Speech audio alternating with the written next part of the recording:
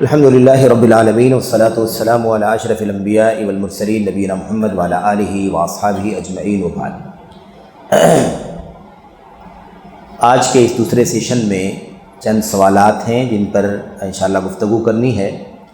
جو سوالات آئے ہیں ساتھیوں کی طرف سے، اس میں سے ہمارے سامنے جو پہلا سوال ہے وہ یہ ہے کہ تبلیغی جماعت کے لوگوں کے گھروں کو جا کر انہیں اپنی مجلس میں بلاتے ہیں، جب وہ ہمیں بلائیں تو ہم انہیں کیسے منع کریں یا انہیں کیا جواب دیں؟ اور یہ سوال بہت اہم ہے اس معنی میں کہ ظاہر ہے کہ مطلب وہ جاتے ہیں گھروں میں، محلے کی مسجد سے نکل کر کے وہ آس پاس کے علاقوں میں بلڈنگوں میں بھی جاتے ہیں اور وہ بلاتے ہیں کہ ہماری جماعت آئی ہے، آپ اس میں چلیں۔ تو ہم انہیں کیسے منع کریں یا انہیں کیا جواب دیں؟ پہلے ان سے ہمیں یہی کہنا ہے کہ وہ تبلیغی جماعت آئی ہے، دعوت دے رہی ہے، انہیں داعی سے پہلے مدعو بننا ضروری ہے۔ داعی سے پہلے مدعو، یعنی قبل اس کے کہ وہ ہمیں دعوت دیں، ہم ان کے ہاں جائیں، ہمیں چاہیے کہ ہم ان کو دعوت دیں۔ ہم ان کو دعوت دیں، انہیں بتائیں کہ بھائی بہت بہت آپ لوگوں کا شکریہ، آپ تشریف لائے ہیں، فکر مند ہیں دعوت کے لیے۔ دیکھیے خیر خواہی ضروری ہے، خیر خواہی ضروری ہے، دشمنی کسی سے نہیں ہے۔ یہ باتیں بھی جو ہو رہی ہیں یہ خیر خواہی کے لیے ہو رہی ہیں، رد کے لیے نہیں ہو رہی ہیں، صرف محض رد کے لیے۔ رد باطل کا ہو رہا ہے، رد شرک کا ہو رہا ہے، رد بدعت کا ہو رہا ہے، رد غلط منہج کا ہو رہا ہے۔ تو ہم ان سے کہیں کہ بھائی آپ لوگ محنت کر رہے ہیں، کوشش کر رہے ہیں، لیکن مسئلہ یہ ہے کہ آپ کے یہاں توحید کی دعوت نہیں ہے، سنت کی دعوت نہیں ہے، اس لیے ہم آپ کے یہاں آپ کی دعوت میں شریک نہیں ہو پائیں گے۔ کیا چیز ہے توحید، کیا ہے سنت، کیا ہے راستہ سلف کا، صحابہ کا؟ آپ 2-4 منٹ میں اس کا خلاصہ آپ بتائیں۔ 2-4 منٹ میں آپ تبلیغی جماعت کے اندر جو بدعقیدگی پائی جاتی ہے، تبلیغی نصاب میں، فضائل اعمال میں جو واقعات ہیں، بے سر پیر کے جو عقائد کے فساد اس کے اندر موجود ہیں، ان کا سرسری طور پر ذکر کریں کہ دیکھیں آپ کی جماعت، آپ کی تبلیغی نصاب میں یہ بات لکھی ہوئی، یہ واقعہ لکھا ہوا، یہ واقعہ، یہ بات اللہ کی کتاب کی آیت کریمہ سے ٹکراتی ہے، اللہ کے نبی کی سنت سے ٹکراتی ہے۔ یہ وجوہات ہیں جس کی وجہ سے ہم آپ کی جماعت میں، آپ کی تبلیغ کی جماعت جو آئی ہے اس میں ہم نہیں بیٹھ پائیں گے، نہیں شریک ہو پائیں گے۔ دوسری چیز یہ ہے کہ ہم ان کو یہ کہیں کہ آپ جو ہے دعوت کے لیے نکل رہے ہیں، آ رہے ہیں، گھر گھر بھی پہنچ رہے ہیں، اکیلے بھی آپ اپروچ کرتے ہیں، گروپ کے ساتھ بھی لوگوں کو آپ اپیل کرتے ہیں۔ محنت تو بہت ہے آپ کے یہاں، لیکن یہ قدم پہلا نہیں ہے، یہ قدم پہلا نہیں ہے۔ یہ مشن جو آپ نے شروع کیا ہوا ہے، یہ مشن پہلا نہیں ہے، یہ بعد میں اس کی نوبت آتی ہے۔ دعوت کا کام تیسرے نمبر پر آتا ہے۔ سب سے پہلے علم حاصل کرنا ہے، خالص توحید کا، خالص سنت کا، صحابہ کے طریقے کا، فہم کا، اور اس کے بعد اس کے مطابق عمل کرنا ہے، پھر دعوت دینا ہے۔ والعصر ان الانسان لفی خسر الا الذین آمنوا وعملوا الصالحات وتواصوا بالحق وتواصوا بالصبر۔ تو ایمان لانا، عمل کرنا، دعوت دینا، دعوت کی راہ میں آنے والی مصیبتوں پر، پریشانیوں پر صبر کرنا۔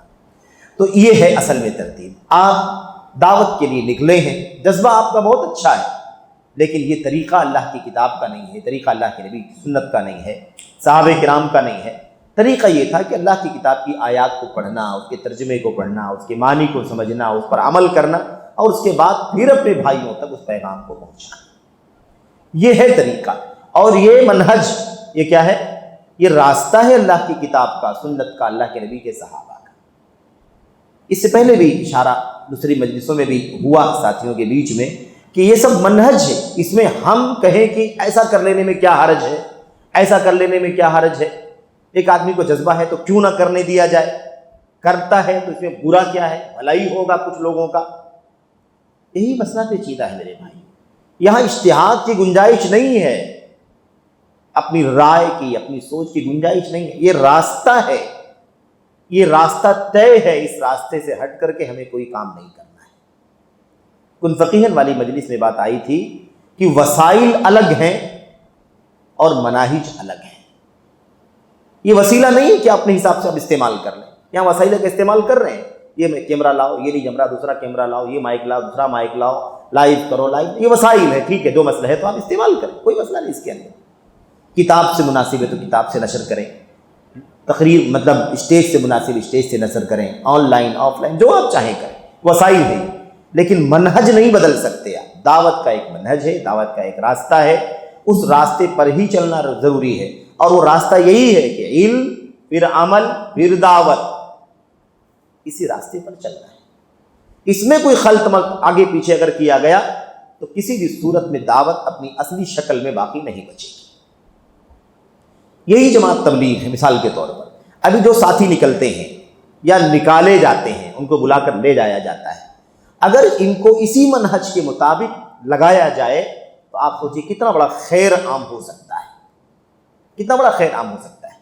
پہلے ان کو ہم نکالیں تو پہلے ہم ان کو توحید کی دعوت دیں، توحید کا یہ علم حاصل کریں، توحید سیکھیں، توحید کے فضائل سیکھیں، دنیا میں اور آخرت میں اس کا انجام، شرک، اس کی مذمت، چھوٹا شرک بڑا شرک، اس کی جتنی شکلیں ہیں، جتنی قسمیں ہیں، مثالوں کے ساتھ، شواہد کے ساتھ ساری باتیں سمجھائی جائیں تاکہ وہ ساری چیزوں کو جانیں۔ اس کے بعد وہ اس کے مطابق عمل کرے، پھر وہ دعوت کا کام کرے، تو اللہ تبارک و تعالیٰ کا دین اس کے ذریعے سے صحیح معنوں میں اور اپنی اصلی شکل میں پھیلے گا۔ لیکن مسئلہ یہی ہے، دعوت کا کام کرو، تبلیغ کا کام کرو، ہے نا، پھیلاؤ، بتاؤ، لے جاؤ، بلاؤ، ساری انرجی، ساری کوشش اسی پر لگائی جاتی ہے۔ علم اللہ کی کتاب کا علم، نبی کی سنت کا علم، اللہ کے نبی کے صحابہ اور تابعین کی سیرت کا بالکل نہیں، اس کا کچھ مسئلہ نہیں۔ اولیاء بزرگان، اولیاء بزرگان، اولیاء بزرگان، ہے نا، یہ باتیں کی جاتی ہیں، اس سے عقیدت بنائی جاتی ہے، محبت پیدا کی جاتی ہے اولیاء اور صالحین سے۔ لیکن مسئلہ یہی ہے میرے بھائیوں کہ جو دعوت کے لیے نکلے ہیں ان کے پاس بنیادی علم نہیں ہے، توحید کا علم نہیں، سنت کا علم نہیں۔ تو جو لوگ ہمارے پاس آئیں ان سے ہمیں اسی طرح سمجھانا ہے کہ بھائی دیکھو، آپ کے یہاں توحید کی دعوت نہیں ہے، آپ کے یہاں شرک کی مذمت نہیں ہے، آپ کے یہاں معروف کا حکم ہے، منکر سے انکار نہیں ہے۔ تبلیغ جماعت کے 6 اصول ہیں، 6 اصول ہیں، اصول 6، 6 اصول ہیں۔ ان اصولوں میں سے ایک اصول یہ ہے کہ امر بالمعروف کیا جائے، نہی عن المنکر نہ کیا جائے۔ اور اس کے پیچھے ذہنیت وہی ہے، کون سی ذہنیت؟ ابھی بات چل رہی تھی نا اس سے پہلے سیشن میں کہ توحید کی بات کرو گے تو نفرت پیدا ہوگی، انتشار پیدا ہوتا ہے، اختلاف پیدا ہوتا ہے۔ سیم وہی چیز اور نیچے آ گئی، برائی کرنے دو، سگریٹ پینے والے کو اس سے منع مت کرو، شراب پینے والے کو اس سے منع مت کرو، سود کھانے والے کو اس سے منع مت کرو، کیونکہ اگر اس پر رکاوٹ پیدا کرو گے تو پھر آپ کے ساتھ نہیں آئے گا، وہ نفرت کرے گا۔ نماز کے لیے بلاؤ، ذکر کے لیے بلاؤ، دعاؤں کے لیے بلاؤ، تبلیغ جماعت کے لیے نکلنے کے لیے کہو، 2 دن 4 روز کے لیے، 2 4 روز 6 روز جو بھی ان کا طریقہ، اس کے لیے ان کو لے چلو، یہ کرو، وہ جائیں گے، نماز بھی پڑھیں گے، سب کچھ کریں گے۔ لیکن اگر آپ کہو گے کہ یہ بیڑی سگریٹ بند کر دو تو نفرت کرے گا وہ آپ سے۔ تو اس کی چاہت ہے نا، اس کے عمل ہے، اس پر ٹارچر مت کرو۔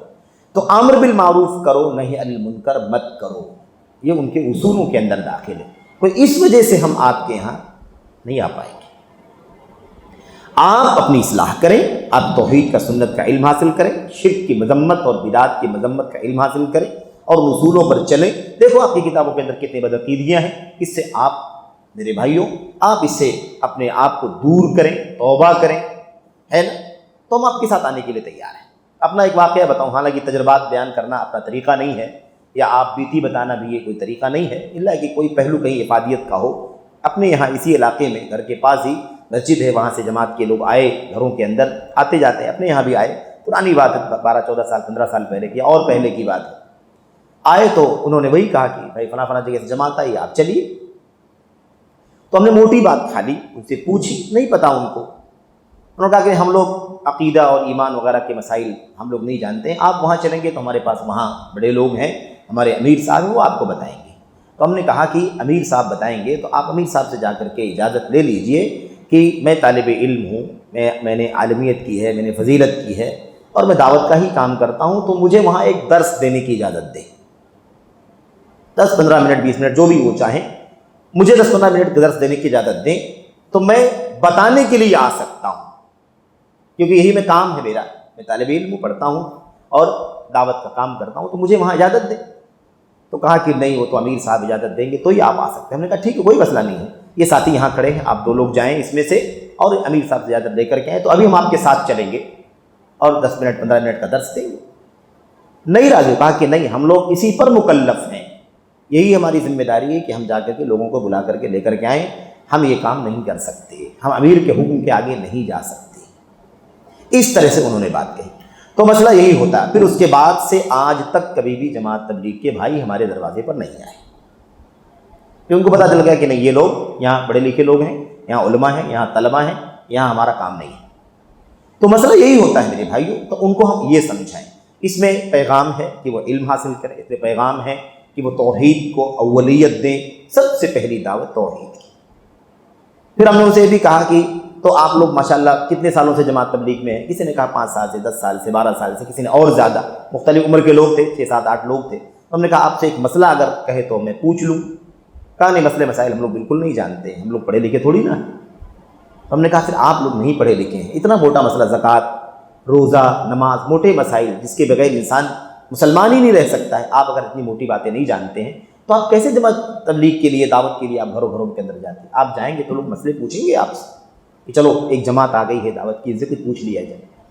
بہت جلد وہ وہاں سے رخصت ہو گئے میرے بھائی. تو کہنے کا مطلب یہ ہے کہ یہ طریقہ ان کو سمجھانے کا, بجھانے کا ہے, اور اللہ سے دعا کرنا ہے کہ اللہ تعالیٰ ان کو حق کی توفیق عطا فرمائے.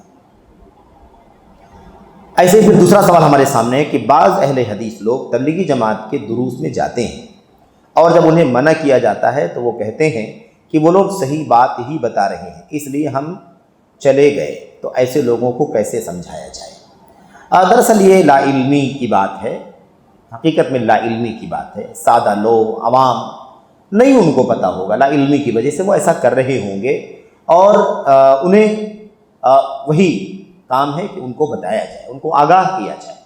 مثال کے طور پر اگر تبلیغ جماعت میں وہ جا رہے ہیں اور اہل حدیث ہیں, تو ان سے پوچھا جائے کہ آپ آج جماعت تبلیغ میں گئے تھے, تو آپ نے آج کی مجلس میں آپ نے کیا سیکھا؟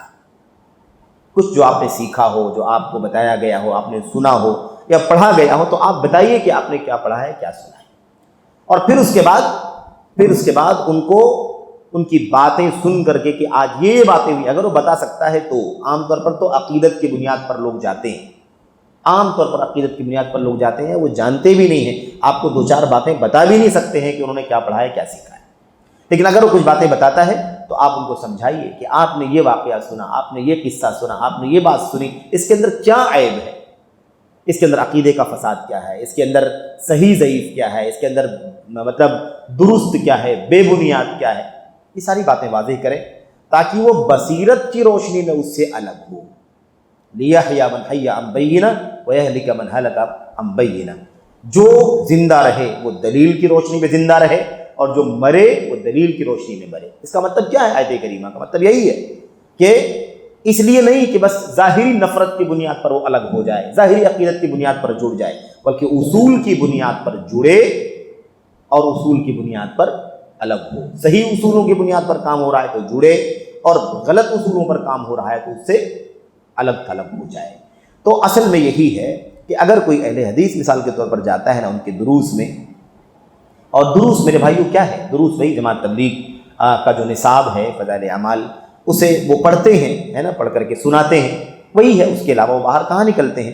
آج کل جو ہے ایک دوسری کتاب بھی ان کے یہاں پڑھی جاتی ہے, منتخب احادیث کے نام سے وہ کتاب پڑھی جاتی ہے, جو حدیثیں صحیح ہیں سند کے ساتھ, اور مطلب وہ حدیثیں اللہ تبارک و تعالیٰ کی, اللہ کے نبی علیہ الصلوۃ والسلام کی سنت اور صحابہ کرام کے منہج کے مطابق, مطلب جو کچھ اس میں ثابت ہوتا ہے اس کے موافق ہیں, تو اچھی بات ہے, کوئی مسئلہ نہیں ہے.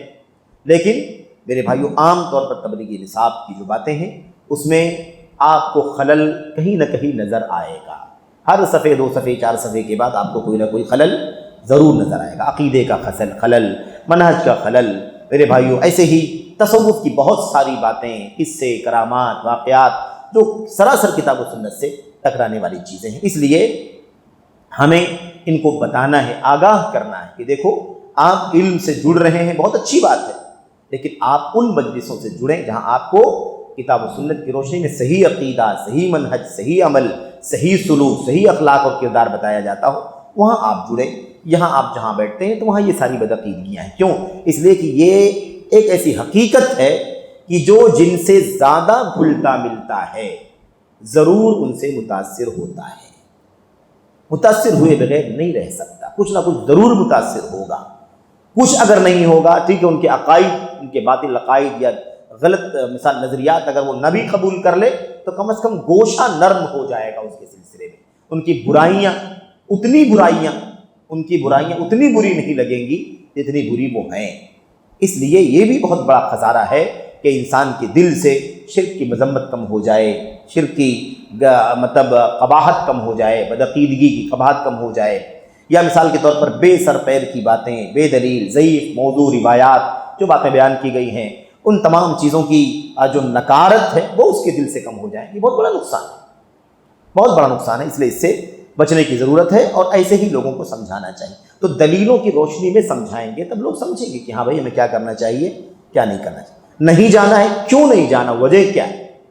ظاہر ہے کہ ہم سے ذاتی کوئی نفرت نہیں ہے ان سے، بلکہ وہ قابل رحم ہیں، قابل محبت ہیں، ان سے ہمیں خیر خواہی ہے، اس لیے ہمیں کوئی نفرت نہیں ہے کہ ان سے ہم دور کریں کسی کو، لیکن یہ اصول ہے، ان اصولوں کی بنیاد پر ہم ان سے لوگوں کو روکتے ہیں۔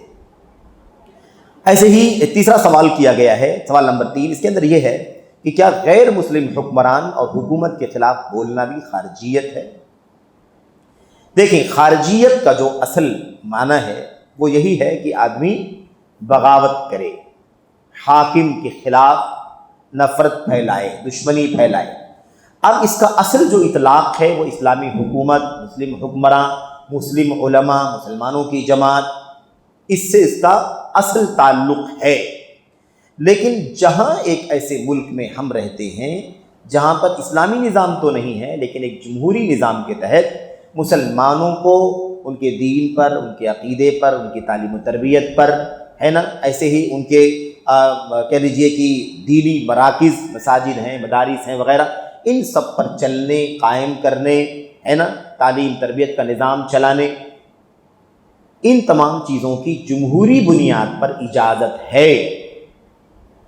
ایسے ملکوں میں اگر مسلمان مثال کے طور پر اس ملک کے قانون اور نظام اور کانسٹیٹیوشن کے مطابق چل کر کے اپنی باتیں نہیں رکھیں گے بلکہ جارحیت کا راستہ اختیار کریں گے، اچھا، اور ایسے ہی جو ذمہ داران ہیں ان ذمہ داران کا اپنا ایک مقام ہے، گرچہ وہ غیر مسلم ہیں، گرچہ وہ جمہوری ملک کے ذمہ دار ہیں، لیکن وہ ایک منصب پر ہیں، اس منصب کا اپنا ایک مقام ہے، اس منصب کا اپنا ایک وقار ہے۔ ایسے بھی نبی کریم صلی اللہ علیہ وسلم نے کیا فرمایا ہے؟ انزل الناس منازلہم، ہر ایک کو، لوگوں کو اس کا اپنا مقام دو۔ ہم اگر مسلمان ہیں، مثال کے طور پر کوئی کسی اور دھرم کا کوئی بڑا آدمی آئے، کوئی ان کا مثال کے طور پر پیشوا آئے، کوئی صدر آئے، یا مثال کے طور پر کوئی سیاسی اونچے مقام اور منصب کا آدمی آئے، تو کیا اسلام ہمیں ان کی تکریم کرنے کا حکم نہیں دیتا ہے؟ اسلام ان کی تکریم کرنے کا حکم دیتا ہے، اس کی شان شان، اس کی تکریم ہونی چاہیے، اس کو جو درجہ ہے اس کا وہ درجہ اسے دینا چاہیے، یہ اسلام کا حکم ہے، یہ اسلام کا حکم ہے۔ اس لیے اس میں اصولی طور پر بھی ہمیں جان لینا چاہیے کہ یہ کوئی دین نہیں ہے کہ کسی دوسرے دھرم یا کسی دوسرے مذہب یا کسی دوسرے فکر کے آدمی کی ہم تنقید کریں، اس کی بے عزتی کریں۔ اس کی سب سے بڑی دلیل تو یہ ہے، سب سے بڑی دلیل یہ ہے میرے بھائیوں کہ قرآن کریم اللہ تبارک و تعالیٰ فرماتا ہے وَلَا تَسُبُّوا الَّذِينَ يَدْعُونَ مِن دُونِ اللَّهِ فَيَسُبُّوا اللَّهَ عَدْوًا بِغَيْرِ عِلْمٍ، جو لوگ اللہ تبارک و تعالیٰ کے سوا کو پکارتے ہیں تم انہیں برا بھلا مت کہو، ورنہ وہ لا علمی اور جہالت کی وجہ سے نفرت اور دشمنی کی بنیاد پر وہ اللہ تبارک و تعالیٰ کو برا بھلا کہیں۔ اب اگر ہم تنقید کرتے ہیں، توہین کرتے ہیں، بے عزتی کرتے ہیں کسی اپنے ملک کے حاکم اور حکمراں اور ذمہ دار جو کسی اونچے منصب پر فائز ہے یا اپنی حیثیت سے چھوٹے منصب پر بھی فائز ہے، اگر ہم اس کی تنقید کرتے ہیں، اس کے خلاف لوگوں کو اکساتے ہیں، ابھارتے ہیں، ایک دشمنی اور نفرت کا ماحول کھڑا کرتے ہیں، تو آپ بتائیے کہ کیا وہ ہم سے، ہمارے دین سے، ہمارے نبی سے، ہمارے علماء سے، ہماری جمعیتوں سے، ہماری کارکردگی سے کیا محبت کرے گا وہ؟ تو یہ نفرت کا ماحول بنانے کا کام ہم خود کرنے والے ہیں۔ اللہ کے نبی نے فرمایا اپنے والدین کو گالی نہ دو۔ صحابہ نے پوچھا اللہ کے نبی کوئی آدمی اپنے باپ کو، اپنی ماں کو گالی کیسے دے گا؟ اللہ کے نبی نے فرمایا وہ دوسرے کے ماں باپ کو گالی دے گا اور وہ پلٹ کر کے تمہاری ماں باپ کو گالی دے گا، تو گالی دینے والے ہم ہی تو بنے کہ نہیں بنے؟ تو مسئلہ یہ پیچیدہ ہے کہ ٹھیک ہے خارجیت کا جو اصل اطلاق ہے، اصل جو اس کی اصطلاح ہے، ٹھیک ہے مسلم حکمران کے خلاف بغاوت کرنے کی بات ہے، لیکن ہم جس ملک میں رہتے ہیں اس ملک میں ہمیں اسلام اور مسلمانوں کو اور ہمارے دین کو، ہماری تعلیم و تربیت کو، ہمارے عبادات کو، ہماری مذہبی امتیازات کو، تشخصات کو برتنے کی قانونی پرمیشن ہے۔ تو ہم ایک قانون کی بنیاد پر اس ملک کے اندر اپنے دین پر عمل کر رہے ہیں۔ اب ہمیں ہمارا دین اس بات کی تعلیم دیتا ہے کہ اکسانا، ابھارنا، بھڑکانا، نفرت پیدا کرنا، دشمنی پیدا کرنا، کسی کی بے عزتی کرنا، سوشل میڈیا پر لکھنا، بولنا، یا مثال کے طور پر کوئی اور جتھا بندی ایسی کرنا جو ملک کی سالمیت کے لیے خطرناک ہو، امن و امان کو پارا کرنے والی چیز ہو، یا اسلام سے دشمنی، مسلمانوں سے دشمنی پیدا کرنے کا سبب بنے، یہ بھی خارجیت کی ایک شکل ہے۔ یہ بھی خارجیت کی ایک شکل ہے۔ کیوں؟ اس لیے کہ اس کا نتیجہ کیا ہوگا؟ اس کا نتیجہ یہ ہوگا کہ پھر ہمیں جو وہ قانونی آزادی مل رہی ہے وہ قانونی آزادی خطرے میں پڑ جائے گی، ہے کہ نہیں؟ اچھا، کہیں کوئی چیز قانون کی طرف سے یا حکومت کی طرف سے کوئی چیز ایسی آ رہی ہے جس میں ہمیں ہمارے اختیارات چھینے جا رہے ہیں یا ہم پر کوئی زیادتی کا معاملہ ہو رہا ہے، تو ہمارا کام کیا ہے؟ ایک کانسٹیٹیوشن ہے، ایک نظام ہے، اس میں سب کے حقوق ہیں، اس میں سب کے اپنے رائٹس ہیں، اور اپنی باتیں پیش کرنے، منوانے، اپیل کرنے کے لیے ہمیں اختیار ہے، ہمارے پاس کورٹس ہیں، ہمارے پاس ڈپارٹمنٹ ہیں، ہم ان تک پہنچ کر کے ایک قانونی طور پر ہمیں چاہیے کہ ہم اس چیز کو ریز کریں اور اپنی بات پیش کریں، اپنا مطالبہ رکھیں، میمورنڈم دیں۔ یہ طریقہ ایک قانون کا، نظام کا طریقہ ہے۔ مسئلہ کیا ہے کہ بد نظمی پورے دین میں کہیں بھی نہیں ہے۔ بد نظمی، عشوائیت، یعنی کیا مطلب؟ کوئی نظام نہیں، کوئی سسٹم نہیں، عشوائی، اتھل پتھل، جو جہاں چاہا، جیسے چاہا، جو ایکشن کرنا چاہا ایکشن کرنا شروع کر دیا۔ اس کی شریعت میں کہیں گنجائش نہیں۔ شریعت تو نظام سکھاتا ہے نا؟ شریعت، اللہ اسلامی شریعت نظام سکھاتی ہے، اللہ کا دین ہمیں ایک سسٹم سکھاتا ہے۔ تو ہمیں چاہیے کہ ہم کیا کریں؟ ہمیں چاہیے کہ ہم ایک قانون کے دائرے میں رہ کر کے کوئی کام کریں۔ اس کا فائدہ ہمیں ہوگا، ملک کو ہوگا، وطن کو ہوگا، اور سب لوگ اپنے اپنے دین پر عافیت کے ساتھ، امن کے ساتھ، سلامتی کے ساتھ عمل کر سکیں گے۔ اس کے علاوہ اگر ہم نے جارحیت کا، نفرت کا، دشمنی کا، بغاوت کا، اس کے خلاف اکسانے کا راستہ اختیار کیا تو اس کا نقصان ہم کو، ہمارے اسلام کو، ہمارے دین کو، ہماری مسجدوں کو، ہمارے مدارس کو، ہماری جو بھی اسلامی ایکٹیویٹیز ہیں اس پر ہی پڑنے والا ہے۔ سمجھ رہے ہیں نا؟ یہ چیز ہے، تو ہمیں اس بات کو سمجھنا ضروری ہے۔ تو میں یہ نہیں کہتا کہ خارجیت کی اصل جو اصطلاح ہے اس کے اندر یہ ساری تفصیلات داخل ہیں، سمجھ رہے ہیں نا؟ لیکن خارجیت کے معنی کے اندر یہ شامل ہے، اس کے اندر یہ معنی بھی شامل ہے۔ کیوں؟ اس لیے کہ ایسا کرنے میں اپنے دین کے پیشواؤں کی بھی مخالفت ہے۔ مسلمان کو چاہیے کہ وہ کیا کرے؟ اپنے بڑوں کے پیچھے چلے، اپنے قائدین کے پیچھے چلے۔ مسلمانوں کی ایک جماعت ہے، مسلمانوں کا ایک نظام ہے، گرچہ اس کے اندر بہت سارے فرقے ہیں، بہت ساری پارٹیاں ہیں، تو سب ٹھیک ہیں، سب اپنے اپنے لوگوں سے جڑے رہیں، ان کی ہدایات، ان کی رہنمائیاں، ان کی تعلیمات کی روشنی میں، ان کی رہنمائیوں کی روشنی میں، ہے نا، اپنی باتیں پیش کریں۔ وہ پڑھے لکھے لوگ ہیں، سمجھدار لوگ ہیں، تجربے کار لوگ ہیں، ان کی پہنچ ہے، وہ ہماری مشکلات کو ذمہ داروں تک ایک نظام کے تحت پہنچائیں گے۔ کیونکہ ہر صورت میں آپ جان لیجئے کہ اسلام بدنظمی نہیں چاہتا ہے۔ آخر کیوں کہا اسلامی حکمرانی کے اندر اللہ کے نبی نے کیوں فرمایا کہ اپنے حاکم کی عزت کرو، اس کی بات کو مانو، چاہے وہ تم پر ظلم کرے، تمہارے پیٹھ پر ناحق کوڑا برسائے، تمہارا مال چھین لے، تب بھی تم ان کی اطاعت سے ہاتھ مت کھینچو۔ سمجھ رہے ہیں کہ نہیں؟ کیوں؟ اس لیے کہ اسلام ہر صورت میں دنگا، فساد، انتشار نہیں چاہتا ہے۔ اسلام چاہتا ہے کہ اس پر بھی اگر تم صبر کرو گے تو فائدہ ہی ہوگا، کیونکہ اتنی بنیاد پر اگر تم بغاوت کا جھنڈا اٹھا لو گے تو پھر خوریزی ہو جائے گی، پورا ملک بے امنی میں چلا جائے گا۔ تو یہ پہلو یہاں موجود ہے کہ نہیں موجود ہے؟ اچھا، آج دنیا کے اندر کتنے ممالک ہیں جو پورے طور پر اسلامی نظام پر چل رہے ہیں؟ تو پھر یہ سارا معاملہ خارجیت کا صرف ایک ملک میں لے جا کر کے رکھو گے؟ آخر پوری دنیا میں مسلمان بستے ہیں تو مسلمان کیسے اسلام پر چلے؟ جہاں جہاں مسلمان بستے ہیں، جس نظام کے تحت آتے ہیں، وہ اس ادب اور اس نظام کے دائرے میں سسٹم کو فالو کرتے ہوئے اپنے معاملات کو پیش کریں، اپنی شکایتیں درج کرائیں، اپنے مظالم کا تذکرہ کریں۔ یہ اس کا طریقہ ہے، کورٹ ہے، کچہریاں ہیں، وسائل ہیں۔ اچھا، پھر ہم کو کہہ سکتا ہے کہ بھائی آج کل انصاف نہیں ملتا، یہ نہیں ہوتا، وہ نہیں ہوتا۔ دیکھو، دنیا کے اندر ظلم، دنیا کے اندر انارکی، دنیا کے اندر بربریت جس طرح سے قیامت قریب ہوتی جائے گی، یہ تو بڑھتی جائے گی۔ اب ہمارا امتحان بھی تو ہے نا کہ ہم ان سب کے باوجود بھی اپنے دین پر کیسے جمے رہتے ہیں، توحید پر کیسے قائم رہتے ہیں، سنت پر کیسے قائم رہتے ہیں، آخری دم تک جتنا ہم سے ممکن ہے اپنے دین پر کیسے اپنے آپ کو رکھ سکتے ہیں باقی۔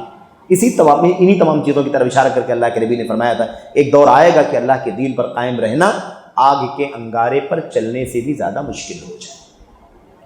تو آزمائشیں بھی تو ہیں، یہ ایمان کا حصہ ہے۔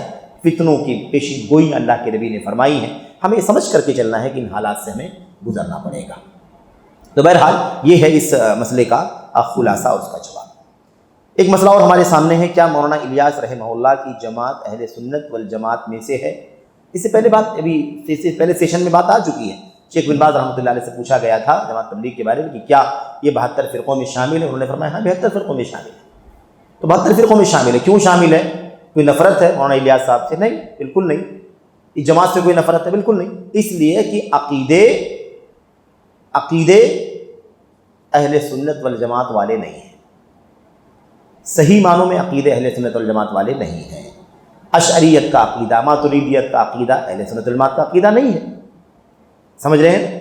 تصوف سلسلے چاروں ہے نا، چشتی، قادری، نقشبندی، سہروردی، ان کی جو عقائد ہیں یہ عقائد شرک پر مبنی ہیں، ہے نا، مطلب کفر پر مبنی ہیں، بدعات پر مبنی ہیں۔ عقیدے کی عقیدے کیا کہتے ہیں، عقیدے کو برباد کرنے والی بدعات پر مبنی ہے۔ فسق والی بدعات تو خیر بہت ساری ہیں۔ اب آپ بتائیے کہ عبد القادر جیلانی کو اللہ کہنے کا عقیدہ، اس سے بڑا شرک ہو سکتا ہے کچھ؟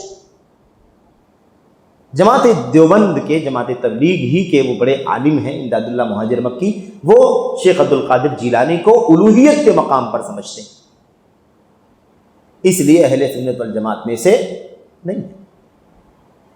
اہل سنت والجماعت یعنی سنت پر چلنے والا، جماعت صحابہ کے مشن پر ڈٹے رہنے والا، یہ ہے مسئلہ۔ آپ بتائیے کہ غیر اللہ کسی بھی اللہ کے سوا کی الوہیت کا عقیدہ دنیا کا بدترین عقیدہ ہے کہ نہیں عقیدہ؟ آپ بتائیے۔ دو فساد، اس واقعے میں دو فساد تھا۔ اس میں انہوں نے کیا کہا تھا کہ عبد القادر جیلانی یہ درجہ الوہیت پر فائز ہیں اور معین الدین چشتی مرتبہ عبدیت پر فائز ہیں، یعنی گویا بندے ہیں اور وہ اللہ ہیں، نعوذ باللہ۔ تو عبد القادر جیلانی کو اللہ کہنا شرک سے بدترین شرک ہے کہ نہیں شرک؟ اور عبد القادر جیلانی کا بندہ خواجہ معین الدین چشتی کو کہنا، معین الدین چشتی اللہ کے بندے ہیں کہ عبد القادر جیلانی کے بندے ہیں؟ شرک در شرک ہے، بدعقیدگی در بدعقیدگی۔ تو اہل سنت جماعت میں سے کیسے مان لیا جائے بتائیے؟ تو یہ مسائل بہت پیچیدہ ہیں، بہت بھاری بات ہے، سننا بہت مشکل ہے کہ کسی جماعت کے بارے میں کہا جائے کہ اہل سنت والجماعت میں سے نہیں ہے، لیکن یہ اللہ کی کتاب ہے، یہ اصول ہیں، ان اصولوں سے کوئی بھی سمجھوتہ نہیں کیا جا سکتا ہے۔ بہرحال اس کے علاوہ ہمارے سامنے ایک آخری سوال یہ ہے کہ جماعت اور فرقے میں کیا فرق ہے؟ جماعت اور فرقے میں کیا فرق ہے، اس کا جواب اگلے والے سوال میں ہے۔ جو سوال آگے آ رہا ہے تفصیل سے آ رہا ہے کہ جب فرقہ کسے کہتے ہیں، حزب کسے کہتے ہیں، پارٹی کسے کہتے ہیں، ٹولی، گروہ ہے نا کس کو کہتے ہیں، اور اصل جماعت کسے کہتے ہیں، اس کا تذکرہ اس میں آ رہا ہے، اس لیے اس سوال کا جواب یہاں پر چھوڑ دیتے ہیں کیونکہ تفصیل سے چیزیں آگے آ رہی ہیں۔ اگلا ہی سوال یعنی اگلی مجلس کے پہلے سیشن میں وہ سوال اور جواب سب آ رہا ہے انشاءاللہ تبارک تعالیٰ۔ جی بولیے۔ ایک تو یہ کہ صحابہ اکرام کی دلیل پکڑتے ہیں وہ لوگ اللہ کے راستے میں نکلے ہیں، جی تو ہمارا نکلنا غلط ہے۔ بالکل ٹھیک ہے۔ میرا یہ کہ کیا جماعت اسلامی خارجی جماعت؟ بے شک ٹھیک ہے۔ دیکھیے دو سوال اور بھی ہیں اور اس پر ہم اختتام کریں گے۔ پہلا سوال تو یہ ہے، کیا سوال تھا؟ تبلیغی جماعت کا کہنا کہ ہاں، تبلیغی جماعت کے لوگوں کا کہنا یہ ہے کہ اللہ کے نبی کے صحابہ بھی تو نکلتے تھے، دعوت کا کام کرنے کے لیے نکلتے تھے۔ ہم لوگ اگر 3 روز، 10 روز، 40 روز یا سال بھر کے لیے 4 مہینے کے لیے نکلتے ہیں تو اس میں کون سے عیب کی بات ہے؟ سب سے پہلے ہمیں یہ جاننا ہے کہ اللہ کے نبی صلی اللہ علیہ وسلم کے صحابہ کرام 2 کاموں کے لیے نکلتے تھے. اللہ کے نبی کے صحابہ 2 کاموں کے لیے نکلتے تھے. ایک ہے حصول علم کے لیے اور دوسرا اللہ تبارک و تعالیٰ کی راہ میں جہاد کرنے کے لیے. دعوت کے لیے نکلتے تھے، دعوت کے لیے بھی نکلتے تھے، لیکن دعوت کے لیے نکلنا اس علم کے نکلنے کے بعد کا مرحلہ تھا. علم کے لیے اللہ کے نبی صلی اللہ علیہ وسلم کے پاس حضرت مالک بن حویرث فرماتے ہیں رضی اللہ تعالیٰ عنہ، صحیح بخاری میں کہتے ہیں کہ ہم تقریباً 20 نوجوان تھے جو اپنے گھروں سے نکل کر کے اللہ کے نبی صلی اللہ علیہ وسلم کی خدمت میں پہنچے اور آپ سے ہم نے تقریباً 20 دنوں تک علم حاصل کیا. یعنی ہم لوگ رہے آپ کے پاس، صبح شام دوپہر نمازیں، کھانا پینا، اٹھنا بیٹھنا سب آپ کے ساتھ رہ کر کے علم حاصل کرتے رہے. یہاں تک کہ جب 18-20 دن گزر گئے تو ہمیں اپنے گھر جانے کی چاہت ہوئی تو ہم نے اللہ کے نبی سے کہا کہ اللہ کے نبی ہم لوگ گھر جانے کی خواہش کرتے ہیں. تو اللہ کے نبی نے فرمایا کہ اپنے گھر واپس چلے جاؤ، جو کچھ سیکھا ہے، جو کچھ علم حاصل کیا ہے، اسے جا کر کے من وراءکم اپنے پیچھے والوں کو سکھاؤ. جب نماز کا وقت ہو جائے تو تم میں سے کوئی اذان دے دے، اور جب اس کے بعد تم میں سے جو بڑا ہو وہ نماز کی امامت کرا دے. اور اسی کے بعد اللہ کے نبی نے فرمایا تھا صلو کما رأیتمونی اصلی، ایسے ہی نماز پڑھو جیسے تم نے مجھے نماز پڑھتے ہوئے دیکھا. یہ اسی حدیث کے اندر ہے، یہ جو حدیث مشہور ہے نا، یہ اسی حدیث کا حصہ ہے. بہرحال تو آپ دیکھیں کہ صحابہ کرام اللہ کے نبی کی خدمت میں کس لیے آئے تھے؟ علم حاصل کرنے کے لیے. علم حاصل کرنے کے لیے آئے. تو اللہ کے نبی کے صحابہ علم حاصل کرنے کے لیے نکلا کرتے تھے، صحابہ کے پاس جایا کرتے تھے، چھوٹے صحابہ بڑے صحابہ کے پاس جایا کرتے تھے، بڑے بڑے مطلب ہر شخص اپنے سے بڑے سے علم حاصل کرنے کے لیے جایا کرتا تھا. ایک بات. دوسری بات یہ ہے کہ وہ اللہ کی راہ میں جہاد کرنے کے لیے نکلتے تھے. نبی کریم صلی اللہ علیہ وسلم نے، اللہ کے نبی صلی اللہ علیہ وسلم نے صحابہ کرام کو مختلف علاقوں میں، مختلف قوموں میں، مختلف بستیوں میں ان کو تعلیم دینے کے لیے بھیجا، سکھانے کے لیے بھیجا، دعوت کے لیے بھیجا، توحید سمجھانے کے لیے بھیجا. جہاں چند لوگ اسلام لے آئے ان کو جا کر کے دین کی تعلیم دے. اس کام کے لیے اللہ کے نبی علیہ السلام نے بھیجا. ایسے کئی ایک واقعات موجود ہیں. معاذ بن جبل ابو موسیٰ اشعری کا واقعہ تو ہم جانتے ہی ہیں، اللہ کے نبی نے یمن بھیجا تھا. حضرت مصعب بن عمیر کو مکی زندگی میں اللہ کے نبی علیہ السلام نے بھیجا تھا. اور بھی بہت سارے واقعات ہیں. تو یہ سارے واقعات اس بات کی دلیل ہیں کہ اللہ کے نبی کے صحابہ ضرور نکلتے تھے، لیکن علم حاصل کرنے کے لیے نکلتے تھے. علم حاصل کرنے کے بعد علماء کی نگرانی میں اپنے اپنے مشن پر بھیجے جاتے تھے. علم حاصل کرتے تھے. کہاں علم حاصل کرتے تھے؟ نبی کریم صلی اللہ علیہ وسلم سب کے معلم تھے، مربی تھے. علم حاصل کر لیا. علم حاصل کرنے کے بعد اب اللہ کے نبی صلی اللہ علیہ وسلم نے کہا کہ جاؤ تعلیم کے لیے، جاؤ دعوت کے لیے، جاؤ سکھانے کے لیے، جاؤ مسائل کی رہنمائی کرنے کے لیے، تو چلے جاتے تھے. اب مسئلہ یہ ہے کہ تبلیغی جماعت کے ہمارے بھائی جو کہتے ہیں کہ ہم نکلتے ہیں، کیا عیب ہے؟ سب سے پہلے کئی عیب ہے، 1-2 عیب نہیں ہے، کئی عیب ہے. پہلا عیب تو یہ ہے کہ آپ جو نکلتے ہیں وہ دعوت کے لیے نکلتے ہیں، تبلیغ کے لیے نکلتے ہیں. سوال ہی پیدا ہوتا ہے کیونکہ آپ کی تبلیغی جماعت آتی ہے. تبلیغی جماعت کون سی جماعت آئی ہے؟ تبلیغی جماعت. آپ تبلیغ کرنے کے لیے نکلتے. سوال یہ پیدا ہوتا ہے کہ آپ تبلیغ علم سے پہلے کیسے کر سکتے ہیں؟ علم سے پہلے تبلیغ کیسے کر سکتے ہیں؟ علم حاصل کرنا سب سے پہلا کام ہے. سب سے پہلا کام کیا ہے؟ علم حاصل کرنا. فَاعْلَمْ أَنَّهُ لَا إِلَهَ إِلَّا اللَّهُ. اور سب سے پہلا علم توحید کا حاصل کرنا ہے، جس کا حکم نبی کریم صلی اللہ علیہ وسلم کو اللہ تبارک و تعالیٰ نے دیا ہے. آپ علم حاصل کریں، آپ جانیں پہلے کہ اللہ کے سوا کوئی سچا معبود نہیں. اساس ہی نہیں درست ہے. تبلیغی جماعت میں برسوں سے نکلنے والے ہمارے جو بھائی ہیں، معذرت کے ساتھ ان سے بھی اگر آپ پوچھیں کہ توحید کسے کہتے ہیں، توحید کی کتنی قسمیں ہیں اور اس کی کیا دلیلیں ہیں، اس کا کیا مطلب ہوتا ہے، الوہیت کیا ہے، ربوبیت کیا ہے، اس کے اندر علم غیب کا عقیدہ اللہ تبارک و تعالیٰ کے سوا کسی کے بارے میں رکھنا، کیا یہ توحید ہے یا شرک ہے، کچھ آپ کو کوئی جواب نہیں ملے گا. عام طور پر جواب نہیں ملے گا. یہ صورتحال ہے. دوسری بات یہ ہے کہ ان جماعتوں کے بیچ میں علم والوں کا فقدان ہوتا ہے. عام طور پر علم والے نہیں ہوتے. اچھا، جو علماء ہیں جو نکلتے بھی ہیں، بعض جو علماء ہوتے ہیں پڑھے لکھے لوگ، ان کا مسئلہ بھی یہ ہے کہ وہ انہی عقائد کے حامل ہوتے ہیں جو اشعریت کا عقیدہ ہے، ماتریدیت کا عقیدہ ہے، اور تصوف کے سلسلوں سے جڑنے والے لوگ ہیں. وہ بھی توحید و سنت کی صحیح تعلیم اپنے بھائیوں کو نہیں دیتے. تو آپ بتائیے کہ بھلا یہ نکلنا کیسے اللہ تبارک و تعالیٰ کی رضا کی راہ میں نکلنا ہو سکتا ہے؟ من سلک طریقا یلتمس فیہ علما، جو اللہ کی راہ میں علم حاصل کرنے کے لیے نکلتا ہے، اللہ تبارک و تعالیٰ اسے جنت کے راستے پر چلاتا ہے۔ صحابہ علم کے لیے نکلتے تھے اور علم حاصل کرنے کے بعد اپنے ذمہ داروں کی رہنمائی میں، ان کی ہدایات کی روشنی میں مختلف مشن کے لیے وہ کام کرنے کے لیے جاتے تھے۔ ایک بات ہے۔ دوسری بات یہ ہے کہ تبلیغی جماعت کے لوگوں نے ان کے یہاں ایک ہی نصاب مقرر ہے، ایک ہی نصاب مقرر ہے، یعنی ایسا نہیں ہے کہ یہ فرسٹ کلاس ہے جس میں یہ پڑھی جا رہی ہے، یہ باتیں پڑھی جا رہی ہیں، اگلی کلاس میں یہ بات پڑھی جائے گی، اس کے بعد تیسری کلاس میں اگلے تیسرے مرحلے میں یہ پڑھا جائے گا، ایسا کچھ نہیں۔ وہی تبلیغی جماعت کا جو نصاب ہے ہمارے بھائی اسی کو پڑھتے ہیں، اور اس میں عقید توحید کی کوئی تعلیم نہیں ہے۔ شرک کی مذمت، بدعات کی مذمت جو بنیاد ہے دین اسلام کی، اس کا چیپٹر ہی نہیں ہے، تو برسہ برس بھی رہنے کے باوجود وہ عقیدہ نہیں جان پاتے۔ ایسا نہیں ہے کہ ابھی 4 مہینے کے لیے 6 مہینے کے لیے علم حاصل کر رہا ہے تو اگلی بار معلومات ہو جائے گی، برسہ برس رہتے ہیں، ان کو علم توحید کا، سنت کا علم حاصل نہیں ہوتا ہے۔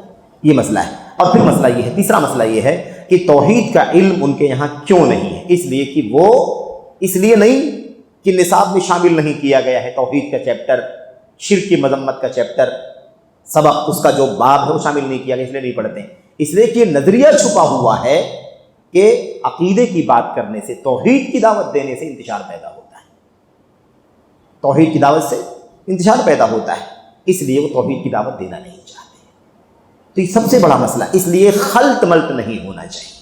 صحابہ کا نکلنا الگ تھا اور جماعت کے ہمارے بھائیوں کا نکلنا الگ ہے۔ صحابہ علم کے لیے، علم توحید کے لیے، علم سنت کے لیے، حلال و حرام کو سیکھنے کے لیے نکلتے تھے، اور اس کے بعد نکل کر کے آتے تھے تو اپنے علم کو اپنے بھائیوں تک، گھر والوں تک، محلے والوں تک، پڑوسیوں تک پہنچاتے تھے۔ اور جب اللہ کے نبی علیہ الصلوۃ والسلام کا اعلان ہوتا تھا تو اللہ کے نبی علیہ الصلوۃ والسلام کے ساتھ میدان جہاد کے لیے بھی نکلتے تھے۔ ایک بھی مثال پوری سیرت میں صحابہ کے دور میں نہیں مل سکتی ہے کہ کسی نے جہالت کی بنیاد پر دعوت کا کام کیا ہو، علم حاصل کیے بغیر دعوت کا کام کیا ہو، ایک بھی مثال آپ کو نہیں ملے۔ تو یہ خلط ملط ہے، خلط مبحث، یعنی اس کو اس سے ملانا یہ بالکل درست نہیں ہے۔ نکلنا صرف نہیں ہے، نکلنا اصطلاحی نکلنا ہے، علم کے ساتھ نکلنا ہے، علم حاصل کرنے کے لیے نکلنا ہے، علم حاصل کرنے کے بعد تب عمل کر کے اس پر اس کی دعوت دینے کے لیے نکلنا ہے، پھر آگے مرحلے میں جا کر کے اللہ کی راہ میں، ہے نا، اللہ کی راہ میں نکلنا ہے۔ تو کہنے کا مطلب یہ ہے کہ یہ خلط ملط ہے، ایسی کوئی بات نہیں ہے، دونوں باتیں الگ الگ ہیں۔ صحابہ نکلتے تھے لیکن ان کا نکلنا ایسا تھا، اور ہمارے بھائی نکلتے ہیں، ان کے نکلنے کا معاملہ یہ ہے۔ آخری جو ایک سوال اور کیا گیا تھا جماعت اسلامی کے بارے میں کہ جماعت اسلامی کیا خارجی جماعت ہے؟ جماعت اسلامی خارجی جماعت ہے یا نہیں ہے، اس کی پوری تعلیم ہمیں، اس کی پوری معلومات ہمیں اس جماعت کے سرکردہ لوگوں کی تحریروں میں مل جائے گی۔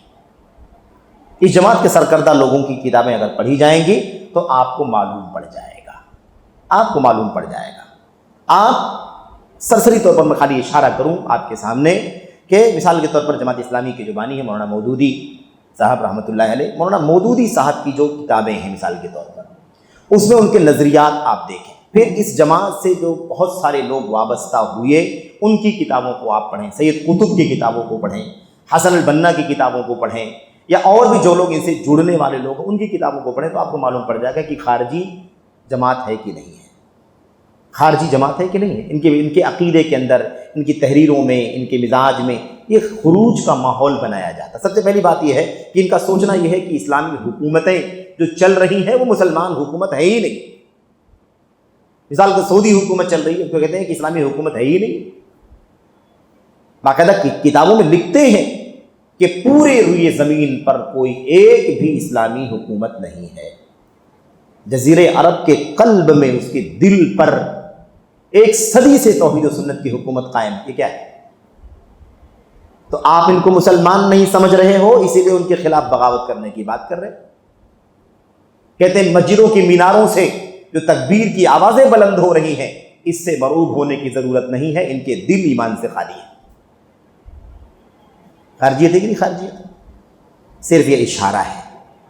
1 سے 2 سوال کے بعد انشاءاللہ تبارک و تعالیٰ بہت تفصیل سے گفتگو ہونے والی انشاءاللہ تبارک و تعالیٰ ان سارے موضوعات پر، اور جتنے سرکردہ مطلب کہہ لیے مصنفین ہیں، لکھنے والے ہیں یا جماعتوں کی ذمہ داران ہیں، ان کی تحریروں کی روشنی میں، ان کے اقتباسات کی روشنی میں، ان کی کتابوں سے، ان کی کیسٹوں سے ساری اقتباسات انشاءاللہ آپ کے سامنے آئیں گے اور بات واضح ہو جائے گی کہ ان کا نظریہ کیا ہے۔